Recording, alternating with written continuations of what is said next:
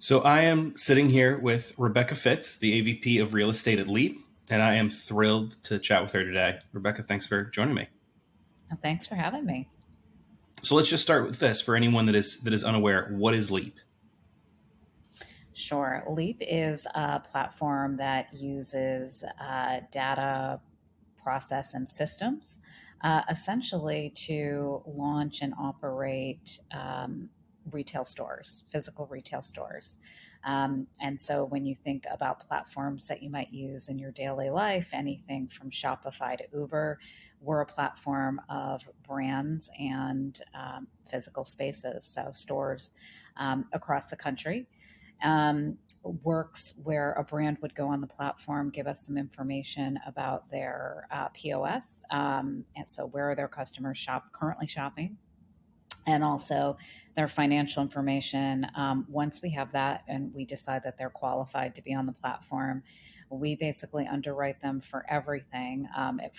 Falls into four different buckets, but brings them a brand to creative store. So the lease, CapEx, all the store operations, including the human beings, and marketing. And we roll that up into a four-wall P&L. So what first sparked your interest in retail? So it's a great question, by the way, because you don't come out of the womb and are like, I'm a gold medalist shopper. But I think I was really attracted to fashion, but knew really early on, I'm going to date myself, but I took a home ec class and I was like, you know what, I'm not a sewer or a designer. And so when I, started my career, and I have had, second, third, fourth careers, which I honestly think is really important. But when I started this one, I definitely was attracted to kind of clothing, designers, etc. And so this certainly allowed me to work around it. And then, as you grow in any career or situation, you get a really good understanding of retail everywhere for me, from actually being the shopkeeper, which is really nice. I have a great appreciation of just how happy you are if you really love retail when you turn your key in the door and you walk into your store, whatever it is, all the way up to obviously if you're a big brand and you have tons of spaces, how you're also thinking about retail, and it's on a spectrum, but it's actually everybody's striving for the same thing. So you mentioned second, third passive career. So what was your path that led you into retail commercial real estate then? Sure. So I had been working in PR and marketing for retailers, everything from Vera Wang, so really high end luxury, tons of learnings there on kind of how that business runs, all the way to right before 2008 or 2008, where I was at a company called Steve and Barry's, which was mass market, a volume business. And when the market fell out, I was really looking around for, what can I do? What do I really enjoy? And it didn't seem like it was marketing or PR anymore, which was really changing. Social media was coming into play. And so I decided to do my own pop-up shops, and I had a partner who had very complementary skill set to mine. I was, finding all the spaces, doing all the marketing. And it really lit the bug inside of me, again, to that story about actually being the shopkeeper, which is really close to my heart. And also, my first kind of touch into retail real estate, which again was a lot of fun. But, and I smile when I say this because it was stressful. We didn't make a ton of money. We had a lot of learnings, but, two women going to landlords in New York. And, we didn't seem like total aliens from another planet, but, borderline. And like, we weren't sure if our money was green or not. But we ended up meeting a lot of great landlords who got it. And I think we were a little early on for pop-up, but, made it through the ring of fire quite a few times. Oh, that's excellent. So how would you say then, how do you think retail development looks different today than it did, say, 10 years ago? One, I think we've gotten a lot better. And it's funny, I thought if you'd asked me this 10 years ago, I'll be like, we won't say omni-channel anymore. Yet here we sit and we're still saying omni-channel, but I think it means something different. But I do think that we've gotten really good as an industry in using our stores, for all that they can be used for, and being really creative and really thoughtful. I also think there was this idea, which is kind of old school but new school. If you do think about like a person who has one store, that is their career, that's their living, they probably are not thinking that much about how do I meet my customer where they are. But boy, that really got, leveraged up. And I also thought, maybe 10 years from now, when we were talking about how important customer experience was, we'd solve it and then we'd be on our merry way. But what does that mean, to each of these brands? So if anything, it's gotten better. It's an interesting discussion on, has the technology made it easier or harder? And I think you're always thinking about that. Something's going wrong on your phone that was intended to make your life more convenient, and it's not actually working. And I think there's some of that as well. I'm very hopeful that the technology is helping, from the real estate side, making it go a little quicker for a really traditional industry, and certainly to what you're doing inside the store. I think it's a really interesting point. Do you feel like we've kind of hit a little bit of a saturation point with tech, or what do you think has caused that with technology not solving issues or maybe creating additional issues? It's a great question. I do think maybe there is some, when there was just one traffic counter, it was like, okay, by the way, the one traffic counter could have been the little person outside doing the click. So we've come a long way from there. And now you have choices. So how do you want to measure traffic? How much does foot traffic really mean to you, dependent on a brand? And then, now there are, a bunch of folks in the space that, you can go and look at, and hopefully choose carefully. And I would say the same thing, just take a real estate example. Some of the prop tech things you can do, from basic lease admin and tracking. There's now a big pool. So how do you want to use it? And then I think probably, to the point where you're thinking everything's going to be easy and I'm going to plug in my phone, it's going to tell me where to go, and the technology doesn't work, is then, can you get the implementation right? And, I certainly, it's a partnership between the technology folks and the store. But those, I think, are where the friction points, are, or where I'm at least hearing about them today. That's excellent. I appreciate your perspective there. I think it seems to me there's been a lot of focus and a lot of attention paid specifically to retail in the last couple of years about, everything has changed, but especially when it comes to retail. So how do you think that, like, the last few years, how has that changed how you approach, specifically when you talk about retail site selection and brand management? What looks different now? This one, I think we have gotten better. And I'm not just saying that because it's my livelihood. I'm probably a little biased, but one of the things about Leap is that we like to move really quickly, but that I think, there's still these checkpoints, because if you get the wrong location, and, Leap's model actually solves for, hey, this isn't the right location, or this isn't the right brand for this location, or a brand is having other issues that are just not making it right for physical real estate, or physical store. But I think, again, using some of the technology. So instead of getting out there with the hand counter, even though there was a big part of me that when I go look at sites, I'm like, well, let me spend some time. Let me go in the morning. Let me go in the evening. There's still that human component, that you can have a good look at, what the foot traffic is, and from a couple of different perspectives. So is it AI Placer who's looking at mobile data? They're open about what they're tracking. They've gone, a couple of layers deeper. That is fascinating to me. Or is it they have a partner, or it's a separate company, but certainly feels like a partner to them, where you're actually looking at, camera footage, and then they're, data mining that to tell you which way people are walking on the street. Is it east to west?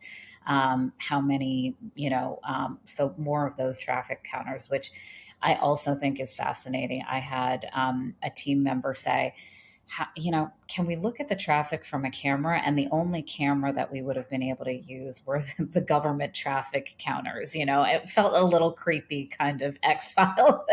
I was like, I'm sure there are all kinds of privacy things that are going wrong right now. So I think we're getting better and better about that. And, particularly for the kinds of brands that Leap works with, foot traffic is really important. So how do you quantify that? What's really going on outside your space? And what can you find that's surprising, I think is also really important. Do we all have to go to Main and Main all the time? That's a really great point. I think the data and analytics aspect is particularly interesting when we talk about retail, but there's also a lot of nuts and bolts, you know, project based work that needs to happen here too. So what do you think as far as how have landlord and tenant relations changed in the last few years? And I think that's something that's really in Leap's wheelhouse too. Absolutely. I think I say this a lot, but it's an evolution, not a revolution, as much as I think we wish, it would be, talking about, retail being, a traditional. We've come really a long way. And I think there are a couple of things that have happened. I mean, one, it's been a conversation that's been going on for a long time. And when you think about tenants and landlords, they really shouldn't be at odds with each other because they're really both going for the same goal in many ways, which is let's get a store open and let's both start making money.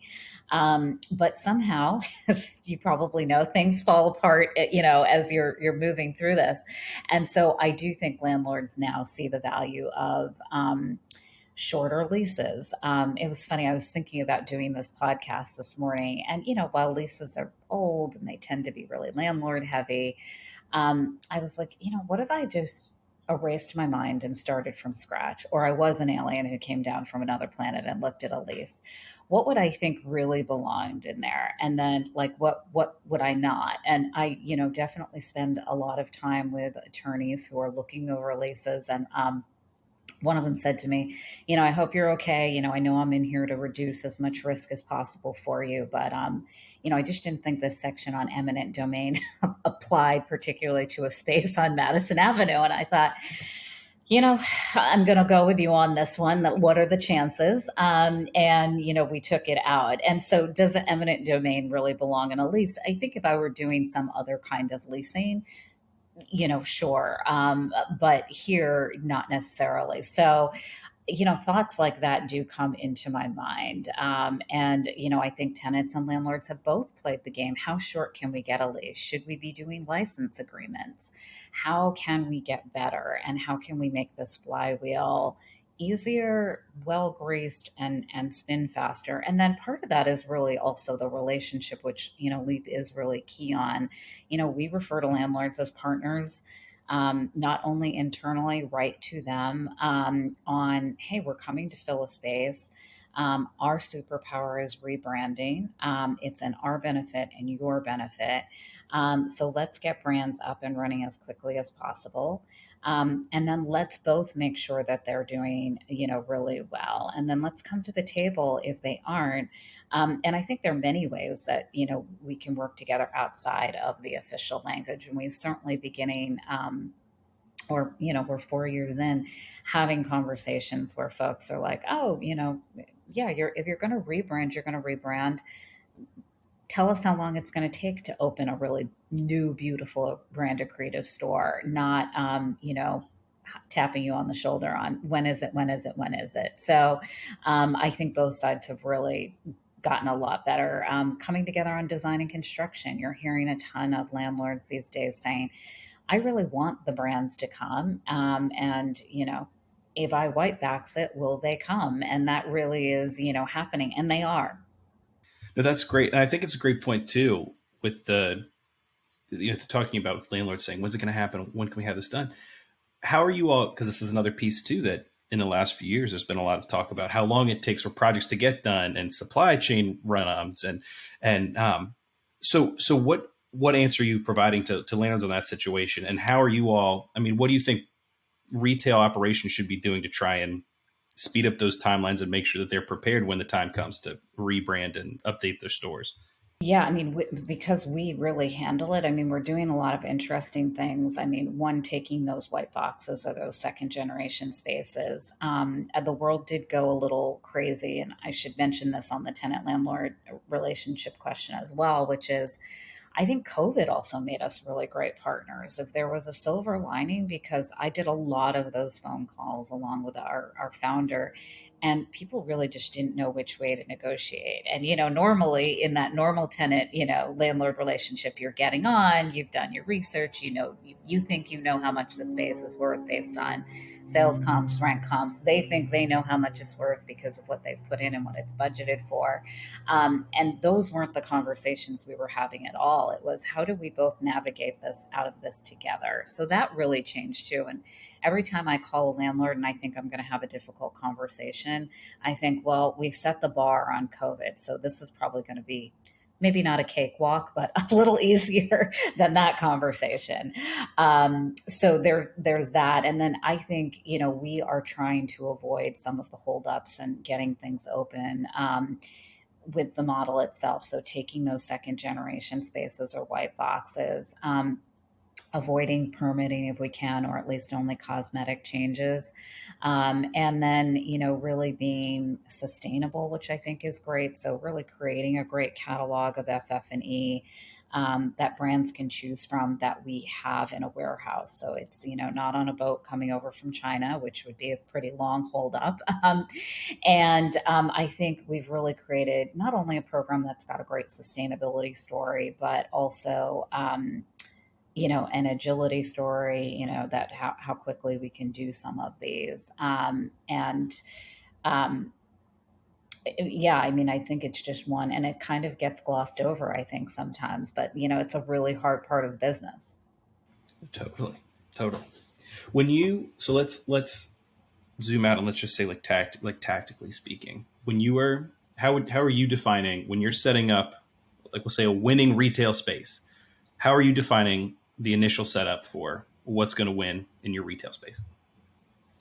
Sure. And I should say, I'll start piggybacking off the last question, which is, capex can be the enemy.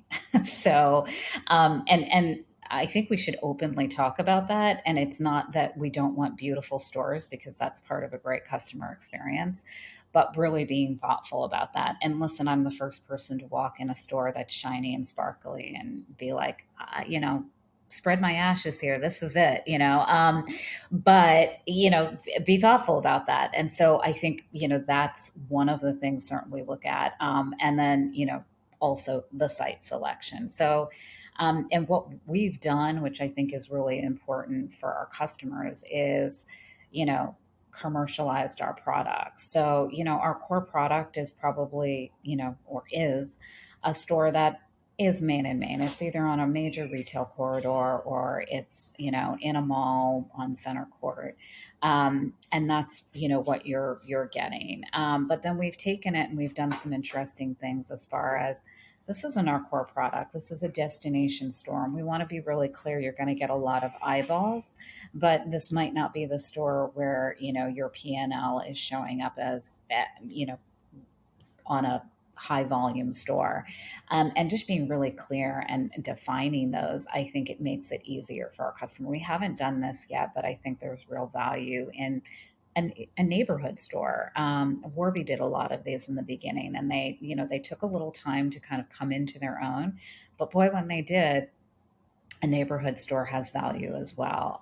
We're also playing around with seasonality as a product, which I'm loving because it's very interesting. So it's not, you're just doing a 6 month pop up because you're a flip flop brand, but you're buying the space for 2 seasons or more if you want. And then, maybe Ski Jackets is buying the space for the other half. And, I don't know, if I ran a swimsuit business and someone offered me that and I was able to lock in the same great space 2 or 3 times, it sounds like a dream. So hopefully, hopefully this product, it's very new.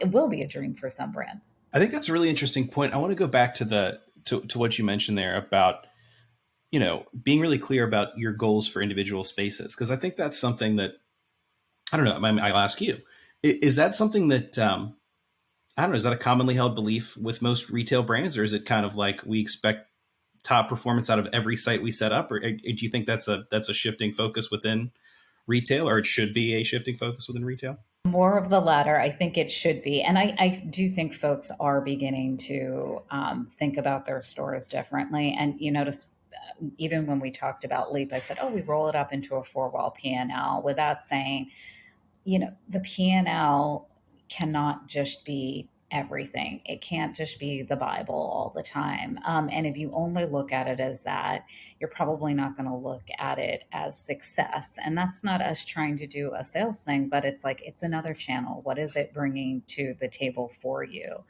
And there's lots of things it is bringing to the table.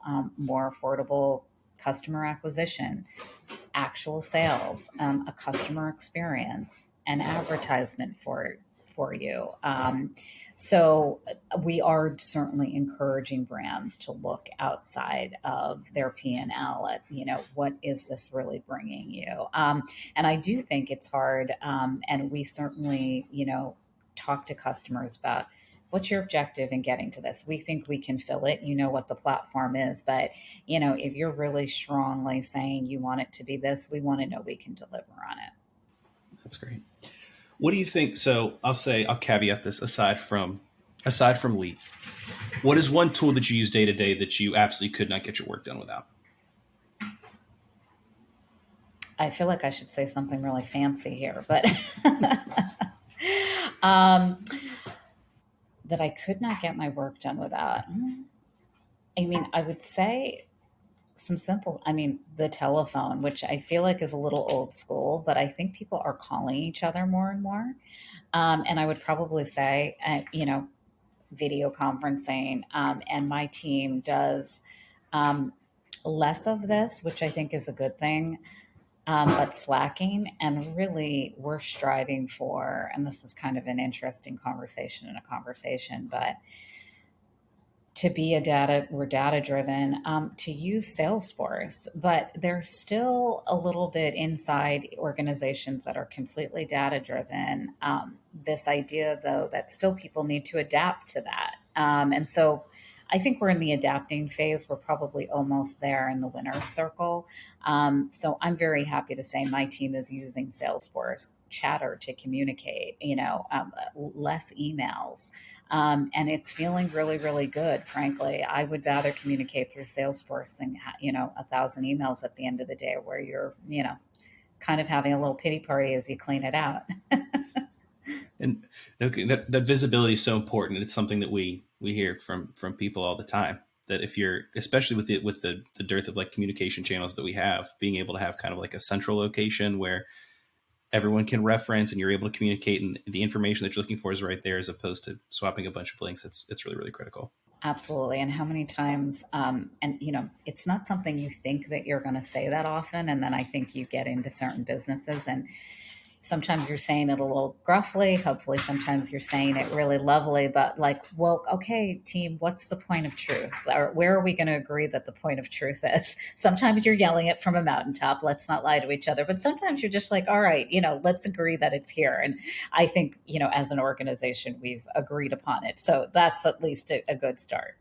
What is one piece of advice you would offer to any person who is looking to establish like a new retail space today? What is the one piece of advice you would offer them right off the top?